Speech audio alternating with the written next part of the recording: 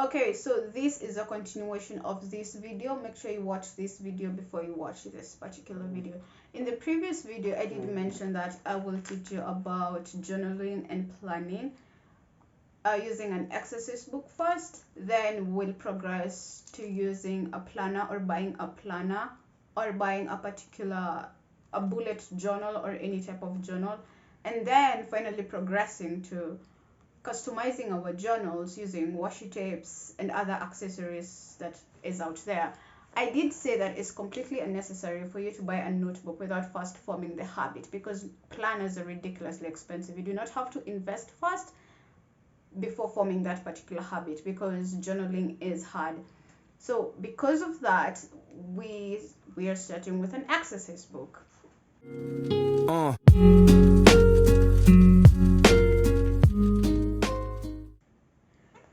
So hi guys, welcome back to this channel. My name is Sharon Zaya. So today we'll be talking about planning using an exercise book.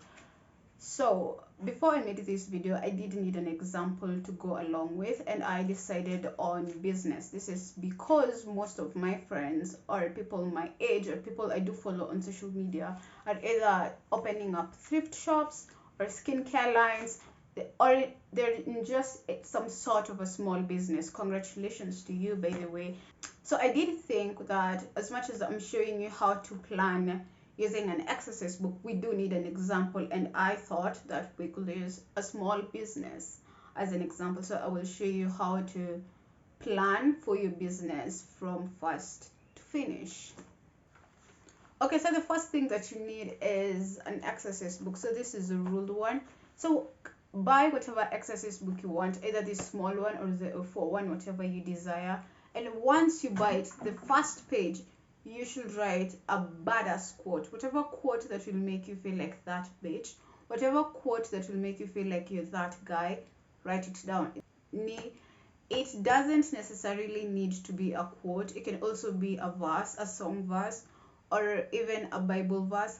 It doesn't matter what you write. Write anything that makes you feel you're that person. Okay, so the second page should contain your business checklist. A business checklist are things that you need. It's more of a need than a want. It's things that you need for your business. That could be name ideas. Write down a list of all the various names you've thought about, and then pick one at a later date, or when you were like, pick one at a later date. The second thing could be your target audience. Clearly define your target audience. Males, females.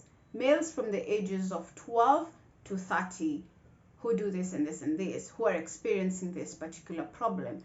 Clearly identify your target audience. The other thing is actually do research or plan for your business. That is, create a business plan. You can research for the supplies that you need, whether it's a product or a service. Research about the local market and research about your competitions. You honestly need to research about your competitions. Do not plagiarize. Just know what they are doing and what you can do better, or what services you can offer or product you can offer better. The other thing you can do is look at your legal structure. Your legal structure is, you need to be good with the government, because itakugeukia siku moja. So obtain a business license. Know your tax requirements, and also look if you need a patent or you need a trademark or you need a copyright. Make sure you're legal with the government first, kwa sababu tukiamua if you do some snake shit, which is fine, utapatikana size, but I assure you on a later date utapatikana, and it's not good owing these people. They will charge you so much, utapigwa fine tu sijui ya bure. Just make sure you're good, unless it's like something short and you just want to experiment with it. But if it's something long term and you're thinking of growing, just be good by their books. So make sure you know your legal requirements. Make sure you get that business license. Do not operate without that business license. So the other thing you might consider is branding. That is, how will we, the customers, view you as a brand. So with that, you have to choose the right brand colors, choose the right fonts, because you have to choose the right font, because this font looks cool and sophisticated, while this particular font looks honestly like a joke. So the right font will honestly help you boost your brand. Order or create business cards, and or you can order again or design business packages. With all these small businesses, branding and how you package your items is everything, so you need to put in effort. Okay, so the next step we'll talk about is marketing. So for marketing, you first need to identify your target audience, and we identify our target audience through psychographics and demographics. Psychographics meaning their desires, what they like, while demographics meaning their age, their salary, their locations, etc. Okay, so the other thing is, how do you find this particular target audience? If your target audience is men between the ages of 23 to 35, where particularly, so where can you find these people? Because if you cannot find them, you cannot sell your product, because your products are curated for this particular group.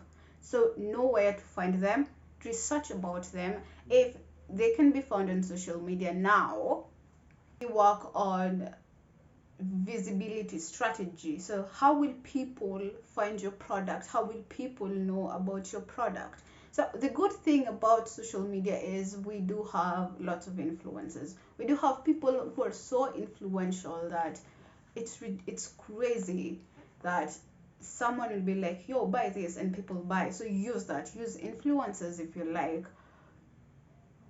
Pay for advertisements. Just one way of marketing. It's just one of the many ways we have of marketing. So guys, remember to locate your target audience, find out where they are, then we can start our marketing. So in marketing, we can create our social media, create a mailing list, create an email signature, and also apply for pop-up markets. Have you ever seen like all these pop-up shops that happen maybe Junction or like some center, and it's like, oh my god, there's these pop-up shops, guys, come. If those appear and you're a small business owner, go there. It's also marketing. Go there, advertise.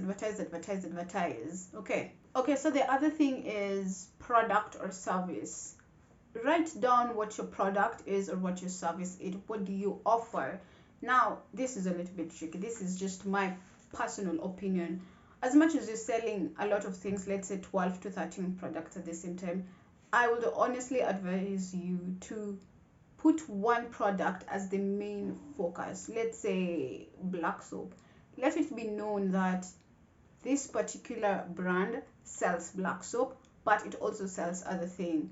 So write down the result of the product and the impact of the product. Those are two different things. Because we're talking about skincare, let's use black soap for example. So the result of your product will be healthy skin, like no blemishes. But the impact of your product will be, it makes the customer's life happier because they're happy with their skin.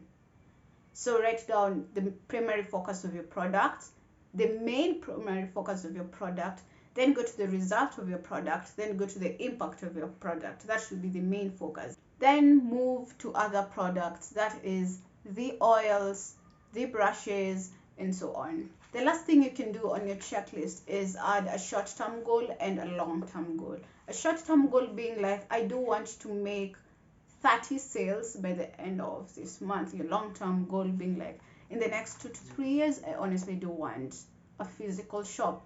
That is still progress. Well, the next page should contain your mission and your vision. All companies have this mission and vision statements, is how they relate with their customers, how they fit into their lives, and what remedy, or rather what impact they have in their lives. So it is, I mean, I'm like 70% you need this, 30% you do not need this, but do have it, because most, if not all, companies do have a mission statement and a vision statement. So the first page should have your badass quotes. The second page should contain your business checklist. Your third and fourth page should have your mission statement and your vision statement. Okay, so the fifth page contains your finances. Now, finance is broad. That will contain your bills, your expenses, your savings, your income, your debts. So let's start with, let me give a small example of, I won't cover all of them, just specific to give you a guideline, then you can go and curate it to your own needs. Okay guys, so find the inspos from anywhere. So for example, let's start with debt. Open your exercise book and write debt at the top of the page, and then write the 3 most important debts that you have, those that need urgent payment, and then the rest can follow. Then after that, you can now start on a payment plan on how to pay back the urgent debts that you need. For example, let's say debt X, you owe someone 800 shillings, and then you're like, every week I will give him or her 200 bob. So write debt X, then hapo chini it's like week 1 200 bob, and then put a checkbox. Did I pay him? Yes. Week 2, week 3, week 4. That will constantly show you your progress, and do that for all the other debts and how much you're willing to pay per week, per month, per day, per year. So the other segment that you can do is budget. Now for budgeting, it's really broad. So I can only give, or rather I will only give 2 examples. Let's say you're budgeting for inventory and you're budgeting for marketing. So inventory will still stick with the skincare example, and that is, let's say inventory, you want to buy new soap molds, new scents, you want to buy new wigs or so on. So you'll just budget for all this and be like, I want this particular mold and it goes for around 800 shillings. I want these scents, they go for this and this and this and this and this. Then but at the end of your inventory budget, get your total. Then go to your market budget, and that is, I do want to hire a photographer to take good photography for me. I want to hire influencer X or Y to advertise my products on this certain day, and they charge this much. So budget for that, write down their prices and get their total. It will help in future calculations for your business. You can also do that with expenses, that is the daily or monthly expenses that you have, that is electricity bills, water, security, necessities, and so on. So the other thing I would honestly recommend is for small businesses to have something known as a cash reserve. A cash reserve is cash security that you tap in during emergencies, such as change in economy during the pandemic. It's like cash that you set aside that will help you in future, that is 3 or 4 months, when everything is bad. You can still, if you have employees, you can still pay your employees, and this is cash that will help you keep your businesses afloat during the hard times. So you can actually deposit money into your business account weekly, monthly, or monthly. I do not suggest yearly though. Weekly or monthly, so that can act as your cash security. In case anything ever goes bad, your business can stay afloat. Cash reserve is different from savings. Now your savings is usually for future use. Usually when you want something new, or you want to add on something that you already have. Let's say you want new technology, or rather you want to introduce a new product, or rather you want to hire new workers, or rather you want a new interior decor. You save for that, but the cash reserve is only for emergencies. Okay guys, so that is it for today. Make sure you like, subscribe, share, and comment on this video. Honestly guys, do engage with me, because when you engage with me through comments, through likes, YouTube will think I'm cool, and when YouTube thinks I'm cool, they will actually recommend my videos to other people. So send love hearts, I will send them back. So make sure you have a lovely day, and I'll see you next time.